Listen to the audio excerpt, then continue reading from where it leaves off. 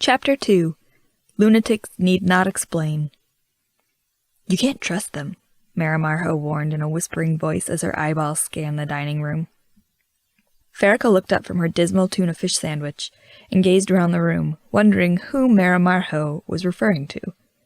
Despite its bright yellow walls, the room possessed a dark and depressing atmosphere.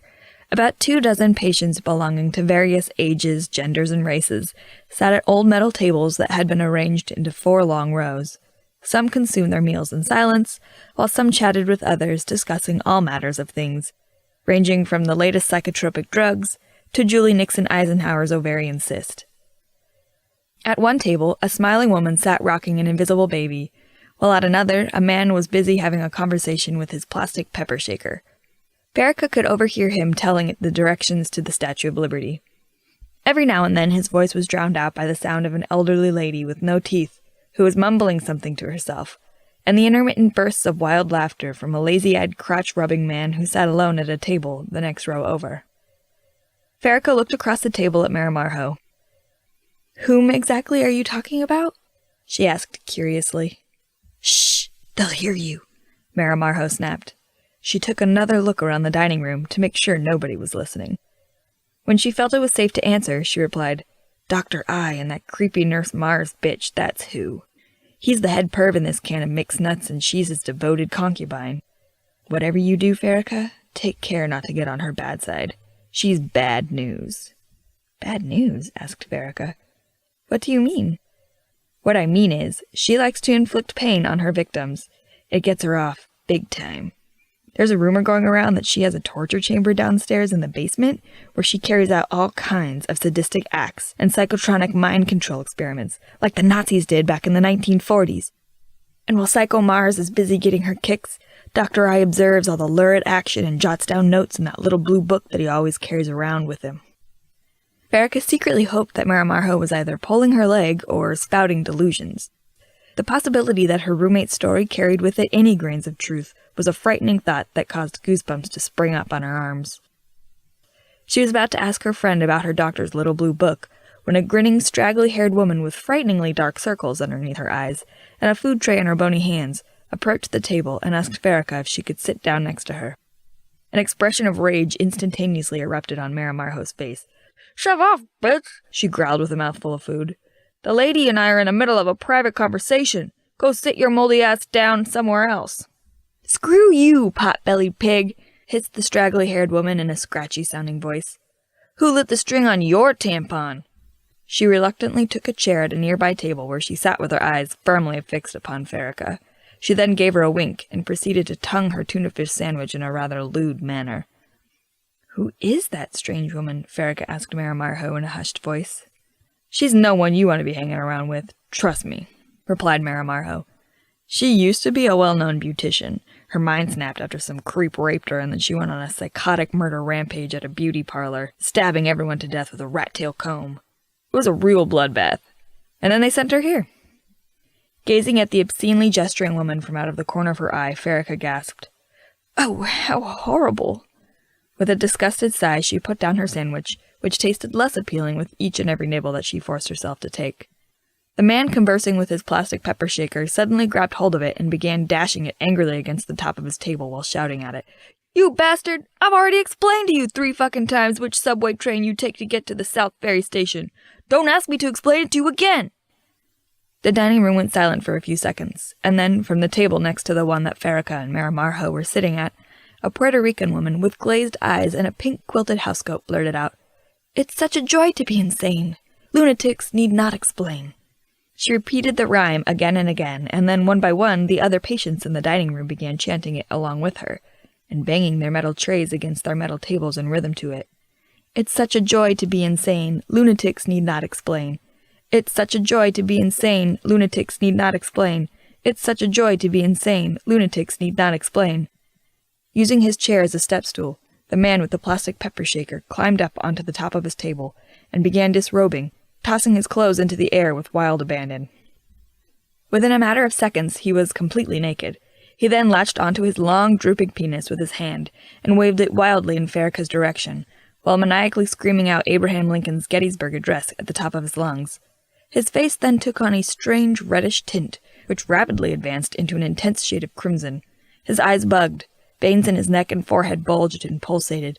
His body vibrated violently as if he were in the throes of a seizure of some sort, and from his flesh emanated a pungent odor similar to singed hair. He generated a peculiar crackling noise, and then his body, which was now a dark crimson color from head to toe, burst into a bright and sizzling ball of fire. Farika's eyes widened in horror, and she frantically leapt from her seat, accidentally knocking her chair to the floor. "Holy crap!" she shrieked while pointing her index finger at the human fireball. "That man over there just burst into flames! Somebody do something!" Unfazed by the quivering heap of flaming flesh that was filling the dining room with foul-smelling billows of greasy black smoke, Maramarho stared down at her paper plate while stuffing the last bits of her sandwich into her mouth. "Calm your areolas, Amnesia girl," she demanded, while continuing to masticate her food. "It's just a simple case of spontaneous human combustion. Don't you ever read the National Enquirer, or are you some kind of illiterate?" Farika picked up her chair and sat back down. "Just a simple case of spontaneous human combustion?" she echoed as though in disbelief of her own two ears. "How is that physically possible, and how can you just sit there and be so apathetic about it? People just don't go around bursting into flames every day for no apparent reason. It's not a normal thing. It defies logic." She wasn't sure if Maramarho had tuned her out or was unable to hear over the lunatic chant, which by now had reached a fevered pitch. Half a minute passed, and then with her voice, devoid of even the slightest trace of emotion, Maramarho nonchalantly stated, "That's the second one at Midtown, within the past 6 months." A fire alarm suddenly sounded throughout the building, and a robust and dark-skinned nurse, accompanied by an even more robust and dark-skinned orderly, burst through the double-swinging doors of the smoke-filled dining room. "Smoking is not permitted in the dining room!" the nurse shouted, but her voice could barely be heard over the loud, riotous chanting and tray-banging. She clapped her hands together and shouted louder, "Stop this noise at once, or you'll all be put into straitjackets and sedated! Don't screw with me!" One of the patients, a hippie girl with long, braided hair and wire-rimmed glasses, made a sudden lunge at the nurse, screaming out a plethora of obscenities, some quite colorful, and attempted to strike her in the head with her metal food tray. She was immediately subdued by the orderly, and then, within a matter of moments, sedated by the nurse, and removed from the dining room by a team of mental health technicians, who arrived with a padded stainless steel gurney equipped with a multitude of leather restraints that would have delighted the most hardcore aficionado of bondage and discipline. By now, the chanting and banging had stopped. Unable to finish the rest of her meal and feeling increasingly queasy, Farika pushed herself away from the table. The metal legs of her hard plastic chair produced an odd screeching noise, not unlike a cry for help, as they slid across the green and gray checkered linoleum floor. At that same moment, somewhere in the mist-enshrouded expanse of Farika's mind, the identical noise sounded. She returned, alone, to her dismal room, and gazed out of the dismal barred window that was almost entirely obscured by a thick layer of dirt that had, over the years, collected on the opposite side of the panes. She could make out the shapes of great grimy smokestacks atop sinister-looking factory buildings that had been erected during the Industrial Revolution, and from which arose billowing grayish-white, steamy clouds like smoke signals of distress. Surrounding them were weathered brick high-rises that stood like silent sentries, guarding their well-kept secrets behind tattered window shades and curtains. "The view of the outside is almost as dismal as the view of the inside," she thought to herself. As the minutes stretched into what seemed like hours, Farika pondered the mystery of herself, hoping to find even the smallest fragment of a clue. But whatever memories her brain might have retained of her now forgotten past were as grayish-white and opaque as the smokestack clouds that rose high into the air with the promise of forming into something substantial, only to dissipate into nothingness. Maramarho's words began to slowly seep into Farika's head, and she thought how at one time she probably would have found the far-fetched rambling of an abnormal mind to be darkly humorous. How she knew that, she wasn't sure. She just seemed to know it, with a good amount of certainty.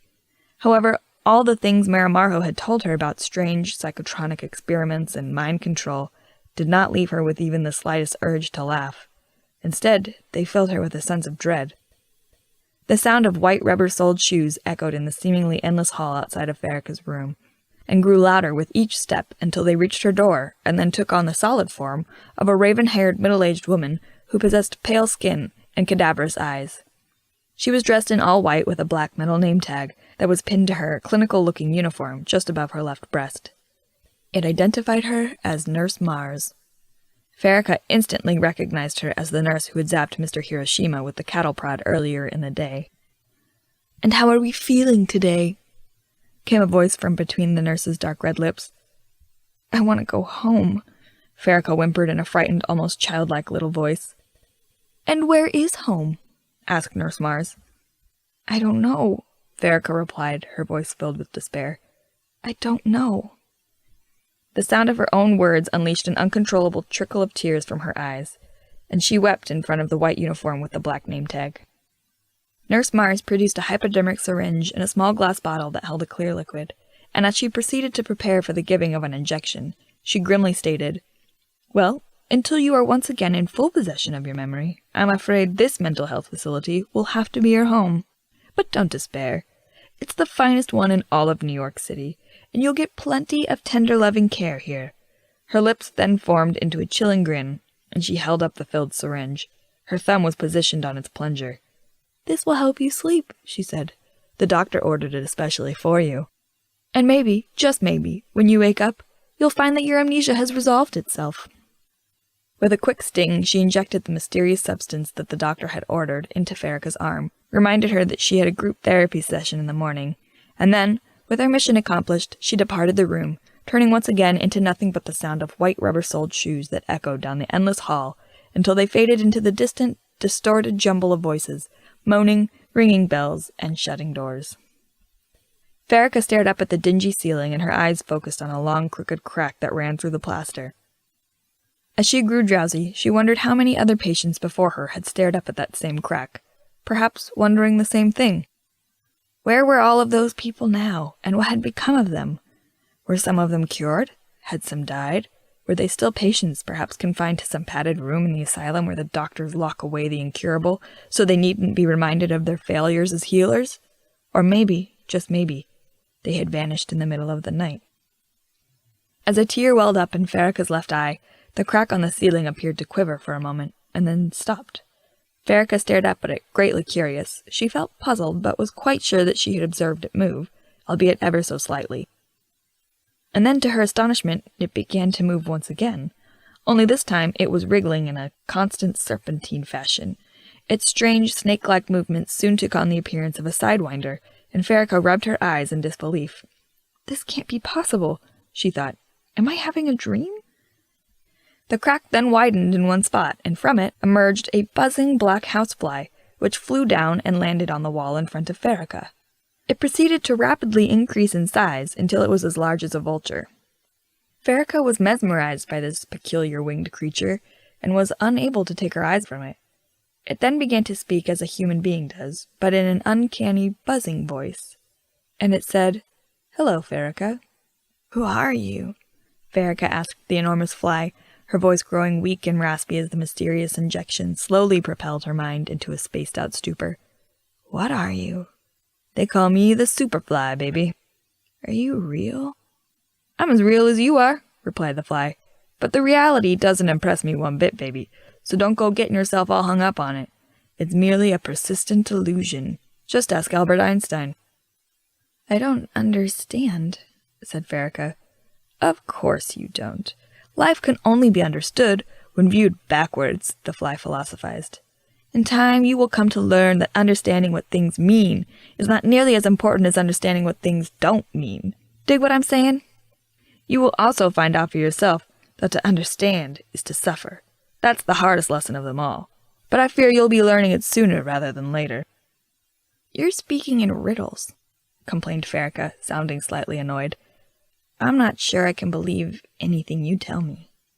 The buzzing of the fly grew ear-piercingly loud, and it let out a laugh. "You're on the brink of disaster, baby. You can choose to believe in yourself if you're so inclined, or you can choose to believe in nothing. In the end, they both add up to the same thing. My time grows short, as does my patience with you." "Then buzz off," retorted Farika, as her eyelids grew heavy and her vision started to blur. Suddenly, the intense buzzing from the fly's beating wings ceased, and the superfly mysteriously vanished into the ethers. Just then, Farika thought she heard Marimarho laughing from somewhere off in the distance. The laughter echoed and had a peculiar distortion about it. After a few moments, which seemed like an eternity, It trailed off and was gone.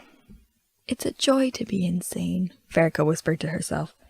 Then, within her drowsing mind, she heard a replay of Nurse Mars's voice reminding her of group therapy in the morning. That voice, too, sounded distorted. However, the prospect that group therapy session might open a door for her, in more ways than one, soothed her with a momentary glimmer of hope. She'd closed her eyes and drifted into a dreamless, velvet slumber.